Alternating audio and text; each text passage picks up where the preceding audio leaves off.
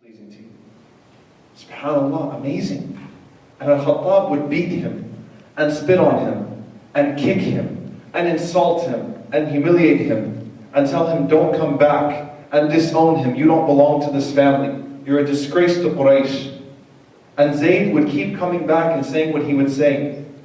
And not only that, without وَإِذَا الْمَوْءُودَةُ سُئِلَتْ بِأَيِّ ذَنْبٍ قُتِلَتْ, the ayah in the Quran that tells you that whenever the girl who was buried alive asks, the young baby girl would be asked on the Day of Judgment, for what crime were you killed? Without that, Zayd did not just think there was something wrong with that practice of burying the young girls alive. Zayd radiallahu ta'ala anhu would go to the outskirts of Mecca, because the practice was to take the baby girl to the outskirts, dig a ditch, dump her there, bury her, and يَتَوَارَى مِنَ الْقَوْمِ مِنْ سُوءَ مَا بُشِّرَ بِهِ. Hang your head in shame and try to avoid, talking about it. This was a disgrace.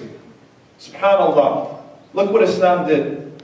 Zayd radiallahu anhu, without hearing a single message from the Quran or Sunnah, would go to all of those people and would say, don't bury your daughter.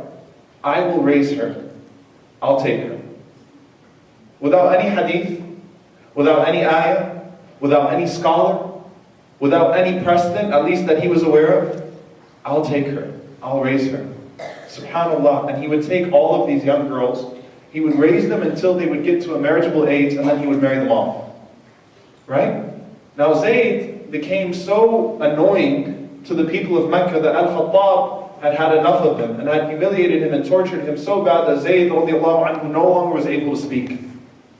And Zayd went looking for the truth. So he went to Asham, right? He went looking in the area of Asham to see if maybe the Christians and the Jews could give him some knowledge, that if he could figure this out through them. And he wasn't satisfied. When he realized that the Prophet ﷺ was about to come out from the land that he left, Zayd radiallahu anhu headed back that way, just like Salman radiallahu anhu. But Zayd was heading towards Mecca. Salman would head towards Medina, right? Later on, Zayd radiallahu anhu was making his way back. On the way there, he was ambushed, he was killed. So his son Sa'id says to the Prophet ﷺ, Ya Rasulullah, you know what my dad was like. You know what my father was like. He didn't say La ilaha illallah Muhammadan Rasulullah. Right? He didn't know Islam. You know what he was like though. What's his situation? And what did the Prophet ﷺ say? Rasulullah ﷺ said that on the Day of Judgment, when every prophet will be standing, and behind him is his ummah, I have seen Zayd radiallahu ta'ala anhu, and he will be standing by himself, as an ummah alone, a nation alone. SubhanAllah, that's how honored he is in the sight of Allah subhanahu wa ta'ala. What was it that stirred that up in Zayd radiallahu anhu, that gave him that passion? It was fitrah. It was the effort, the intention.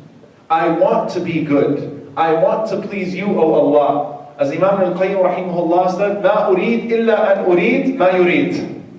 SubhanAllah, I don't desire except to desire what he desires. All I want is what's pleasing to you. I could care less about, you're talking about peer pressure? Seriously? Look at Zayd radiallahu anhu. What more do you want? What kind of peer pressure have we faced? Awkwardness? Awkward looks?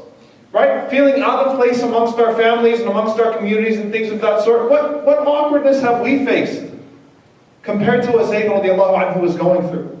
Right? But he only wanted what was pleasing to Allah subhanahu wa ta'ala. And so by default he became a stranger. He became a gharib. And Rasulullah sallallahu alayhi wa sallam said that Allah subhanahu wa ta'ala is not going to allow all that to go to waste. But the puzzling thing again, how did he know what to do with the girls? How did he know all of these things? Because Allah subhanahu wa ta'ala says what? And this is the take-home message. وَالَّذِينَ جَاهَدُوا فِينَا لَنَهْدِيَنَّهُمْ سُبُلَنَا. Those who struggle and strive in our cause, we will guide them to our subul, to our paths.